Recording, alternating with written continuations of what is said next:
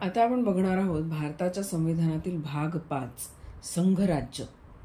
अनुच्छेद क्रमांक 52 ते 62 या अनुच्छेदांद्वारे आपण राष्ट्रपती हे पद समजून घेणार आहोत. अनुच्छेद क्रमांक 52 मध्ये म्हटले आहे की भारताचा एक राष्ट्रपती असेल. अनुच्छेद क्रमांक 53 असं सांगतो की संघराज्याचा कार्यकारी अधिकार हा राष्ट्रपतीकडे निहित असेल आणि त्याच्याकडून प्रत्यक्षपणे किंवा त्याच्या हाताखालील अधिकाऱ्यांमार्फत संविधानानुसार त्याचा वापर केला जाईल. पुढे हा अनुच्छेद असं सांगतो की पूर्वगामी तरतुदींच्या व्यापकतेला कुठल्याही प्रकारे बाद न येता संघराज्याच्या संरक्षण दलांचे जे सर्वोच्च आधिपत्य आहे ते राष्ट्रपतींकडे निहित असेल आणि त्याचा वापर हा सुद्धा कायद्याद्वारे विनियमित केला जाईल. पुढे हा अनुच्छेद असं सांगतो की कुठल्याही विद्यमान कायद्याद्वारे कुठल्याही राज्याच्या शासनाला किंवा अन्य प्राधिकाऱ्याला प्रदान करण्यात आलेले जे कुठलेही अधिकार आहेत ते राष्ट्रपतींकडे हस्तांतरित होतात असं मानलं जाणार नाही किंवा राष्ट्रपती व्यतिरिक्त अन्य प्राधिकाऱ्यास कायद्याद्वारे जे कार्याधिकार प्रदान केलेले आहेत त्याला ते प्रदान करण्यास संसदेला प्रतिबंध होणार नाही. पुढे अनुच्छेद क्रमांक 54 मध्ये राष्ट्रपतीच्या निवडणुकी संदर्भातील स्पष्टता दिलेली आहे. राष्ट्रपतीची निवडणूक ही दोन्ही सभागृहांचे निवडून आलेले सदस्य आणि राज्यांच्या विधानसभांचे निवडून आलेले सदस्य यांनी मिळून बनलेल्या निर्वाचक गणांच्या सदस्यांकडून राष्ट्रपती निवडला जाईल. अनुच्छेद क्रमांक 55 मध्ये राष्ट्रपतीच्या निवडणुकीची पद्धत दिलेली आहे.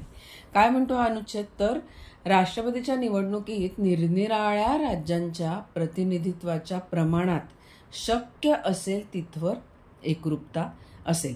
म्हणजे काय तर राज्यांमध्ये परस्पर जी एकरूपता आहे तसंच सर्व राज्य मिळून आणि संघराज्य यांच्यात समतोल साधण्यासाठी संसदेच्या आणि प्रत्येक राज्याच्या विधानसभेच्या निवडून आलेल्या सदस्यास अशा निवडणुकीमध्ये जितकी मतं देण्याचा अधिकार असेल त्या मतांची संख्या पुढील प्रमाणे ठरवलेली असेल.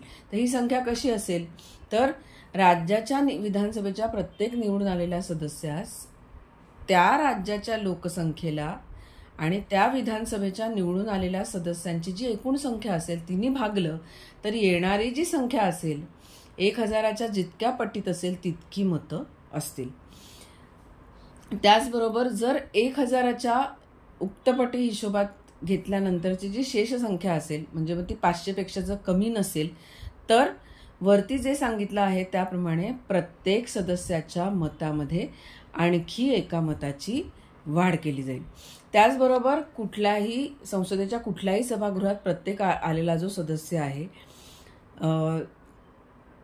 त्याप्रमाणे राज्यांच्या ज्या विधानसभाच्या सदस्यांना नेमून दिलेली जी एकूण मतसंख्या आहे संसदेच्या दोन्ही सभागृहातले निवडून आलेल्या सदस्यांची एकूण संख्येने त्याला जर भागलं तर जी संख्या येईल तेवढी मतं असतील. आणि अर्ध्याहून जास्त असलेले जे अपूर्णांक समजा असतील तर ते पूर्णांक म्हणून गणले जातील आणि इतर अपूर्णांक हे दुर्लक्षित केले जातील. त्याचबरोबर राष्ट्रपतीची निवडणूक ही प्रमाणशील प्रतिनिधित्व पद्धतीनुसार एकल संक्रमणीय मताद्वारे केली जाईल आणि अशा निवडणुकीत जे मतदान होईल ते गुप्त मतदान पद्धतीने होईल. पुढे अनुच्छेद क्रमांक 56 हा राष्ट्रपतीचा कालावधी किंवा पदावधी किती असेल हे स्पष्ट करतो. राष्ट्रपती ज्या दिनांकास आपले पद ग्रहण करेल त्या दिनांकापासून 5 वर्षाच्या अवधीपर्यंत ते पद धारण करू शकेल. पण तो उपराष्ट्रपती संबोधून आपल्या पदाचा सहीनिशी लेखी राजीनामा सुद्धा देऊ शकेल किंवा राष्ट्रपतींनी संविधानाचा जर भंग केला तर अनुच्छेद क्रमांक 61 मध्ये ज्या तरतुदी दिलेल्या आहेत त्याप्रमाणे महाभियोगाद्वारे त्याला पदावरून दूर सुद्धा करता येईल. तसंच राष्ट्रपती हा आपला पदावधी संपला तरी सुद्धा त्याचा उत्तराधिकारी त्याचं पद ग्रहण करेपर्यंत आपलं पद धारण करू शकेल आणि कुठल्याही राजीनाम्याचं वृत्त लोकसभेच्या अध्यक्षास तात्काळ तो कळवेल. हा झाला अनुच्छेद क्रमांक 56. अनुच्छेद क्रमांक 57 मध्ये फेरनिवडणुकीस राष्ट्रपती पात्र आहे का त्या संबंधातील स्पष्टीकरण दिलंय. तर जी व्यक्ती राष्ट्रपती म्हणून पद धारण करत आहे किंवा ज्या व्यक्तींनी असं पद धारण केलेले आहे ती व्यक्ती संविधानाच्या अन्य तरतुदींना अधीन राहून त्या पदासाठी होणाऱ्या फेरनिवडणुकीस पात्र असेल. अनुच्छेद क्रमांक 58 हा राष्ट्रपती पदाच्या निवडणुकीची अर्हता काय आहे ते सांगतो. तर कुठलीही व्यक्ती जी भारताचा नागरिक असेल, वयाची 35 वर्ष पूर्ण केलेली असेल, लोकसभा सदस्य म्हणून निवडून येण्यास अर्हता प्राप्त असेल, असं असल्याखेरीज वरील कुठलीही गोष्ट जर नसेल तर अशी व्यक्ती राष्ट्रपती पदाच्या निवडणुकीस पात्र नसेल. त्याचबरोबर एखादी व्यक्ती भारत सरकारच्या किंवा कुठल्याही राज्य शासनाच्या नियंत्रणाखाली किंवा उक्त सरकारांपैकी कोणाच्याही नियंत्रणाधीन असलेल्या कुठल्याही स्थानिक किंवा अन्य प्राधिकरणाच्या नियंत्रणाखाली कुठलेही लाभाचे पद धारण करत असेल तर अशी व्यक्ती सुद्धा राष्ट्रपती म्हणून निवडून येण्यास पात्र असणार नाही. हा झाला अनुच्छेद क्रमांक 58. पुढे अनुच्छेद क्रमांक 59 राष्ट्रपती पदाच्या शर्ती सांगतो. तर काय सांगतो की राष्ट्रपती हा संसदेच्या कुठल्याही सभागृहाचा किंवा कोणत्याही राज्याच्या विधिमंडळाच्या सभागृहाचा सदस्य असणार नाही आणि संसदेच्या कुठल्याही सभागृहाचा किंवा कोणत्याही राज्याच्या विधानमंडळाच्या सभागृहाचा सदस्य राष्ट्रपती म्हणून निवडून आला तर तो राष्ट्रपती म्हणून आपले पद ग्रहण करेल त्या दिनांकास त्याने त्या सभागृहातील आपली जागा रिक्त केली आहे असं मानण्यात येईल. त्याचबरोबर राष्ट्रपती हा अन्य कुठलेही लाभपद धारण करणार नाही आणि आपल्या अधिकृत निवासस्थानाच्या निवास शुल्क न देता वापर करण्यास हक्कदार असेल आणि संसद कायद्याद्वारे ठरवेल अशा वित्तलब्धी, भत्ते आणि विशेष अधिकार यांचाही हक्कदार राष्ट्रपती असेल. त्याचबरोबर त्या संबंधात जी तरतूद केलेली असेल ती तरतूद केली जाईपर्यंत दुसऱ्या अनुसूचित विनिर्दिष्ट केलेल्या अशा वित्तलब्धी, भत्ते किंवा विशेषाधिकार यांचा तो हक्कदार असेल आणि राष्ट्रपतीची वित्तलब्धी आणि भत्ते हे त्याच्या पदाविधीत कमी केले जाणार नाहीत. हा झाला अनुच्छेद क्रमांक 59. पुढे अनुच्छेद क्रमांक 60 राष्ट्रपतीने शपथ घेणे किंवा प्रतिज्ञा करणे.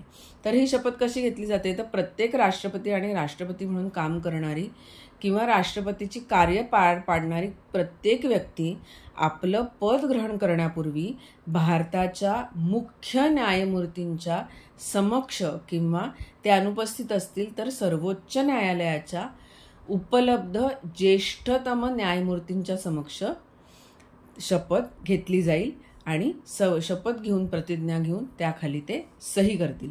आणि हा झाला अनुच्छेद क्रमांक 60. अनुच्छेद क्रमांक 61 राष्ट्रपतीवरील महाभियोगाची कार्यपद्धती या अनुच्छेदामध्ये दिलेली आहे. म्हणजे काय तर संविधानाच्या उल्लंघनाबद्दल राष्ट्रपतीवर महाभियोग लावायचा असेल तेव्हा त्यासंबंधी दोषारोप संसदेच्या कोणत्याही सभागृहाकडून करण्यात येतील आणि असा दोषारोप करण्याचा जो प्रस्ताव आहे तो एखाद्या ठरावात अंतर्भूत करून तो ठराव मांडण्याचा उद्देश त्या सभागृहातील एकूण सदस्य संख्येच्या किमान 1/4 सदस्यांनी स्वाक्षरित केलेला असला पाहिजे आणि निदान 14 दिवसांची लेखी नोटीस दिली गेलेली असली पाहिजे. तसंच हा जो ठराव आहे तो सभागृहाच्या एकूण सदस्य संख्येच्या किमान 2/3 सदस्यांच्या बहुमताने पारित केला गेला पाहिजे. त्याचबरोबर संसदेच्या कुठल्याही सभागृहाकडून जर दोषारोप करण्यात येईल तेव्हा दुसरं सभागृह असेल ते त्या दोषारोपांचं अन्वेषण करेल आणि अन्वेषण करण्याची व्यवस्था करून राष्ट्रपतीस अशा अन्वेषणावेळी हजर राहण्याची आणि आपली बाजू मांडण्याचा हक्क राष्ट्रपतींना असेल. आणि जर अन्वेषणाच्या शेवटी राष्ट्रपतींच्या विरुद्ध जर करण्यात आलेला दोषारोप सिद्ध झाला तर तसा घोषित ठराव ज्या सभागृहाने दोषारोपांचं अन्वेषण केलंय त्या सभागृहाच्या एकूण सदस्य संख्येच्या किमान 2/3 सदस्यांच्या बहुमताने तो पारित केला जाईल आणि अशा ठरावाच्या परिणामी राष्ट्रपतीच तो ठराव पारित झाल्याच्या दिनांकास आणि तेव्हापासून त्या पदावरून दूर केलं जाईल. हा झाला अनुच्छेद क्रमांक 61. पुढे अनुच्छेद क्रमांक 62 राष्ट्रपतींचे रिक्त पद भरण्याकरता निवडणूक घेण्याची मुदत आणि निमित्तवशात रिक्त होणारे पद भरण्याकरता निवडून आलेल्या व्यक्तींचा पदावधी या अनुच्छेदाद्वारे दिलेला आहे. तर राष्ट्रपतींचा पदावधी संपल्यामुळे जर जागा रिक्त झाली असेल तर ते पद भरण्यासाठी निवडणूक घ्यायची असेल तेव्हा तो अवधी संपण्यापूर्वी ती निवडणूक पूर्ण करण्यात येईल. आणि त्याचबरोबर जर राष्ट्रपतींचा मृत्यू झाला किंवा राष्ट्रपतींनी राजीनामा दिला किंवा त्यांना पदावरून दूर केलं तर या कारणांमुळे किंवा अन्यथा जर रिक्त पद भरायचं असेल तर ते पद भरण्यासाठी पद रिक्त झाल्याच्या दिनांकानंतर शक्य तितक्या लवकर आणि कुठल्याही परिस्थितीत त्या दिनांकापासून 6 महिन्यांच्या आत निवडणूक घेण्यात येईल आणि ते रिक्त पद भरण्याकरता निवडून आलेली जी व्यक्ती असेल ती अनुच्छेद क्रमांक 56 मध्ये ज्या तरतुदी दिलेल्या आहेत त्याच्या अधीन राहून आपलं पद ग्रहण केल्याच्या दिनांकापासून पुन्हा 5 वर्षांच्या पूर्ण अवधीपर्यंत पद धारण करण्यास ती व्यक्ती काय असेल, हक्कदार असेल. तर हे झाले राष्ट्रपतींसंबंधातील अनुच्छेद. पुढील भागात आपण बघणार आहोत उपराष्ट्रपती पद आणि त्या संबंधातील अनुच्छेद. भेटूया पुढच्या भागात.